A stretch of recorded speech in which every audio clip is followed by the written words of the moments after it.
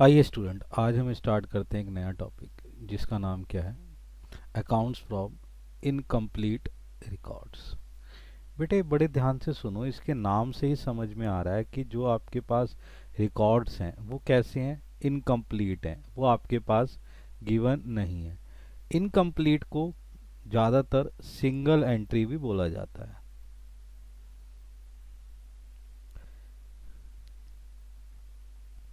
अब बड़े ध्यान से समझिएगा सर, सिंगल एंट्री या इनकम्प्लीट रिकॉर्ड्स का मतलब क्या होता है।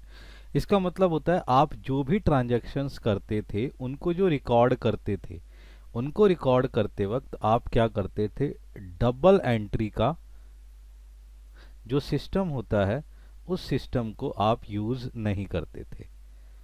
तो आप सिंगली उसको एक बार लिख लिया करते थे कहीं पर भी, और उस तरीके से आपने रिकॉर्ड्स बना लिया जाता था आपका।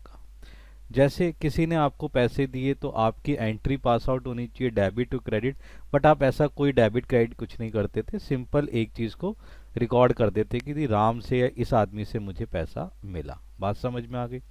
इसी तरीके से इसमें सोचिए कि क्या क्या चीज़ें होती हैं। इसमें जो होता है मेरे बच्चे, जो ट्रायल बैलेंस होता है वो ट्रायल बैलेंस नहीं होता, नॉट गिवन होता है इसमें, क्योंकि रिकॉर्ड ही नहीं होते तो आप ट्रायल बैलेंस कैसे बनाएंगे। तो ट्रायल बैलेंस भी रिकॉर्ड नहीं होता।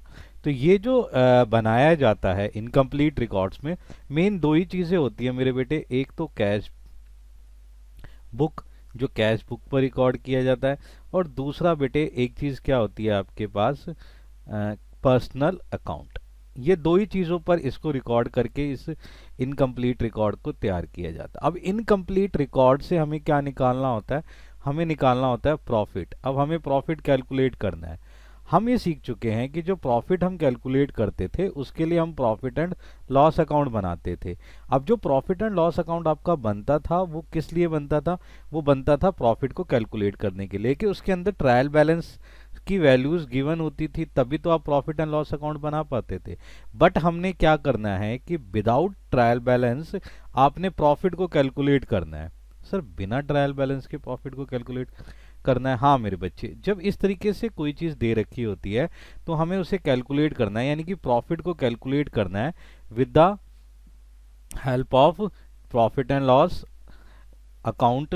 सही है जी, लेकिन ट्रायल बैलेंस आपके पास गिवन नहीं है तो कैसे करेंगे। अब बड़े ध्यान से समझिएगा कि इस तरीके से कैसे करते हैं। यहाँ पर बेटे दो चीज़ समझने वाली बात है कि यहाँ पर हमारे पास इसको कैलकुलेट करने के लिए दो मेथड्स बनाए गए हैं। यानी कि प्रॉफिट एंड लॉस, जो आपने या तो प्रॉफिट निकलेगा या लॉस निकलेगा, दोनों में से एक चीज निकलेगी। इस सिंगल एंट्री के अंदर आपके पास क्या होते हैं, वी हैव टू मेथड्स, हमारे पास दो मेथड्स होते हैं। या तो आप कौन सा मेथड यूज कर सकते हैं, स्टेटमेंट और अफेयर मेथड, या यूज कर सकते हैं कन्वर्जन मेथड। सर ये स्टेटमेंट ऑफ अफेयर मेथड और कन्वर्जन मेथड क्या है, अब बताते हैं बच्चे, ध्यान से देखो, ध्यान से। स्टेटमेंट ऑफ अफेयर मेथड के अंदर उसका जो दूसरा नाम है वो क्या है, कैपिटल कन्वर्जन मेथड है या नेटवर्थ मेथड है। इसमें क्या होता है, जैसे नॉर्मली हम क्या करते हैं, किसी भी की कैपिटल ले लेते हैं, उसकी जो कैपिटल दे रखी होती है उसमें हम ये चेक करते हैं ये कैपिटल दो तरीके की होनी चाहिए, या तो एंड में या ओपनिंग में। अब बड़े ध्यान से समझिए सर, ये एंड और ओपनिंग का क्या मतलब है। देखो ध्यान से, सबसे पहले बेटे ये दो मेथड होते हैं, मैं फर्स्ट मेथड समझाने जा रहा हूं आपको।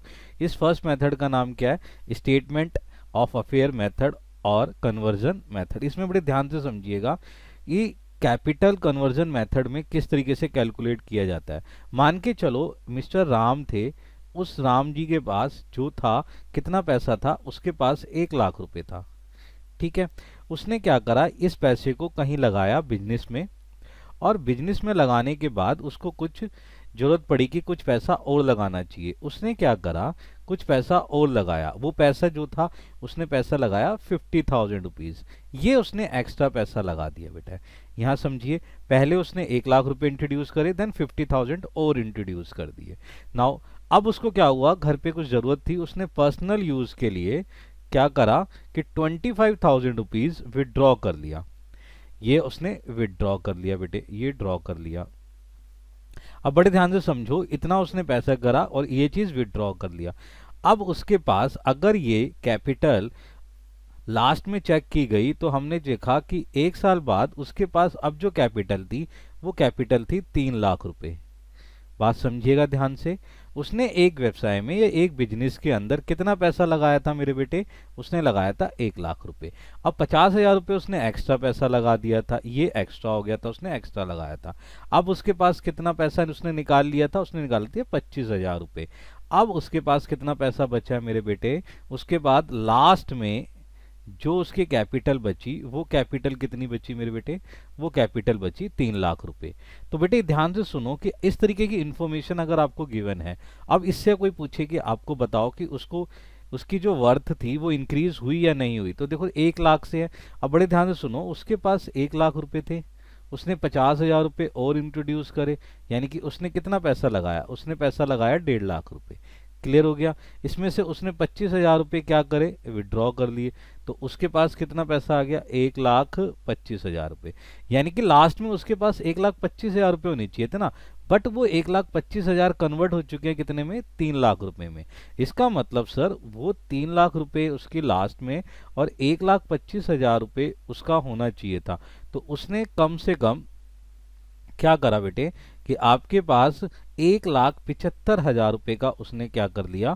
प्रॉफिट कमा लिया। तभी तो उसकी जो इनकम थी, जो बढ़कर, यानी कि जो उसकी कैपिटल थी वो बढ़कर कितनी हो गई? 3 लाख रुपए। इस तरीके से हमने इसको प्रॉफिट को कैलकुलेट करा। अच्छा, प्रॉफिट जो कैलकुलेट करा, हमने प्रॉफिट कैलकुलेट करने के लिए दो चीजों का ध्यान रखा, कैपिटल का और ड्राइंग का। सही है जी। अब कैपिटल और ड्राइंग को समझिए। जो कैपिटल उसने ओपनिंग में थी और जो कैपिटल उसकी क्लोजिंग की, उसके डिफरेंस से हमने क्या निकाल लिया? प्रॉफिट निकाल लिया। तो इन दिस मेथड बेटे क्या होता है, इसलिए इसका जो नाम रखा गया वो क्या है? Capital conversion method. कि कैपिटल जो उसकी कन्वर्ट हो गई है उसके हिसाब से उसको प्रॉफिट निकालो। नेट वर्थ मेथड भी बेटा ध्यान से सुनो, इसका नाम नेट वर्थ मेथड कैसे पड़ गया? ये नेट वर्थ इसीलिए कि उसकी पहले वर्थ थी 1 लाख रुपए जो उसने बिजनेस में लगाया, नौ इंक्रीज होके उसका 3 लाख रुपए हो गया है। तो ये क्या बन जाती है? उसकी नेटवर्थ मेथड। समझ रहे आ रहे हो? अब इस तरीके की जो मेथड्स हैं उसको हमने यूज करना है और उससे समझना है कि इससे कैसे कैलकुलेट करने हैं। तो ये जो चीज निकल के आई उसके लिए हमें कैपिटल की जरूरत होती है। तो बेटे ध्यान रखो, इस मेथड्स को जब हम यूज करते हैं तो उसमें ना कुछ स्टेप्स की जरूरत पड़ती है। वो जो स्टेप्स होते हैं, वो स्टेप्स कौन कौन से होते हैं वो लिख लेते हैं। तो पहला स्टेप्स बेटे देखिए ध्यान से ना, फर्स्ट स्टेप्स क्या होता है कि आपने प्रिपेयर करना है ओपनिंग स्टेटमेंट ऑफ अफेयर। अच्छा, ये बड़े ध्यान से सुनो कि स्टेटमेंट ऑफ अफेयर क्या होता है। देखो ध्यान से, हमें क्या चाहिए? हमें कैपिटल चाहिए बेटा। कैपिटल लेने के लिए हमें दो तरीके की कैपिटल चाहिए। एक तो ओपनिंग चाहिए और एक मुझे क्या चाहिए? क्लोजिंग चाहिए। अब ओपनिंग और क्लोजिंग कैपिटल मुझे कैसे मिलेगी? वो मुझे मिलेगी एक रफ बैलेंस शीट बनाने से। मतलब हम डबल एंट्री तो बना नहीं रहे, तो बैलेंस शीट की पूरी चीज को यूज नहीं करेंगे, हम बैलेंस शीट की वैल्यू को कैलकुलेट करके यहाँ से एक मिसिंग फिगर कैलकुलेट करेंगे। जो मिसिंग फिगर होगी वो क्या कहलाएगी? आपकी कैपिटल। तो ये प्रॉपर बैलेंस शीट ना होने के कारण इसका नाम हम क्या रख देते हैं? स्टेटमेंट ऑफ अफेयर रख देते हैं। बात समझ रहे हैं? तो ओपनिंग स्टेटमेंट अफेयर इसलिए बनाया जा रहा है कि जिससे मुझे क्या निकल सके? ओपनिंग कैपिटल भी मिल सके। आई बात समझ में? अगर इसको बेटे बैलेंस शीट भी कह दिया जाए तो कोई बात नहीं है। फ्रॉम गिवन डाटा, तो आप क्या करेंगे? जो डाटा गिवन है उससे आपने पहले प्रिपेयर बनाना है, यानी कि क्या करना? ओपनिंग स्टेटमेंट ऑफ अफेयर बनाना है। सेकंड बच्चे, ये भी क्या है बच्चे? प्रिपेयर करना है आपने क्लोजिंग स्टेटमेंट ऑफ अफेयर या balance sheet from given data. ठीक है? यहां पर बच्चे ओपनिंग, यहां पर आपने क्लोजिंग। तो ये दो चीजें आपने ध्यान रखनी है, ये दोनों चीजें आपने बनानी है। तीसरा बेटे आपने क्या करना है? तीसरा आपने करना है एक स्टेटमेंट तैयार करनी है, स्टेटमेंट ऑफ कैलकुलेट प्रॉफिट या लॉस, उसकी एक स्टेटमेंट तैयार करनी है। फोर्थ क्या स्टेप आपने ध्यान रखना है कि जो रिवैल्यूएशन है, revaluation of assets and liability is not allowed in this concept. अब बड़े ध्यान से समझिएगा, रिवैल्यूएशन इसके अंदर नहीं लेते बेटा। रिवैल्यूएशन का मतलब क्या है, एक एग्जांपल से समझो। आपकी एक बिल्डिंग है जिसमें आप रहते हो, मकान में कहीं रहते हो। मान के चलो वो मकान उस समय 10 लाख का था, आज उसकी कीमत 5 करोड़ रुपए हो गई है।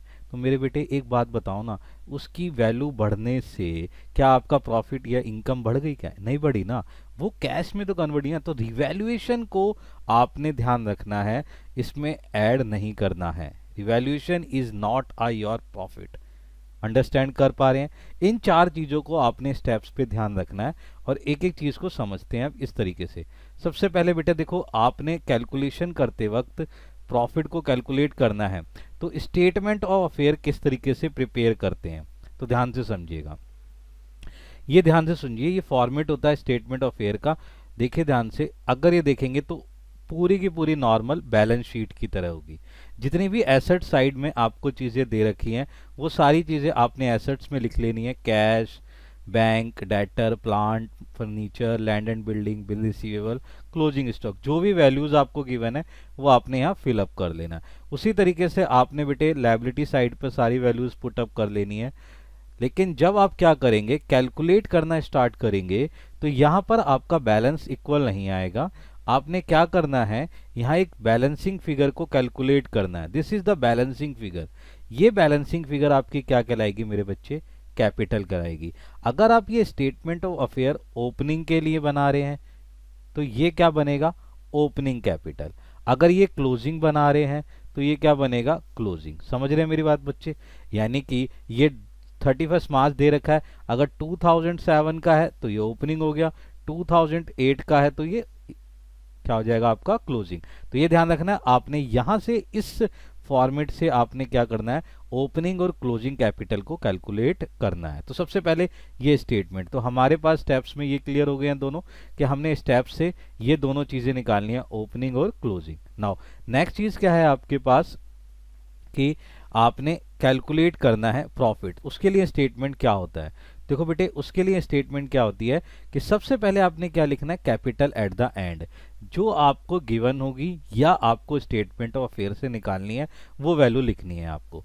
हमेशा बेटे इसके अंदर क्या ऐड करना है? इसके अंदर ड्राइंग को ऐड करना है। ड्राइंग ऐड करने के बाद आपने क्या करना है, इसके अंदर अगर आपने ड्यूरिंग द ईयर, बेटा ध्यान रखिए, ड्यूरिंग द ईयर कोई भी एडिशनल कैपिटल इंट्रोड्यूस करी है उसको आप क्या करेंगे? लेस करेंगे। जो लेस करके वैल्यूज निकल के आएगी, ये जो वैल्यू निकल के आएगी, ये वैल्यू जो होगी वो आपकी क्या कहलाएगी? वो कहलाएगी आपकी adjusted capital at the end. ध्यान रखिए, इसका नाम क्या है? Adjusted capital at the end.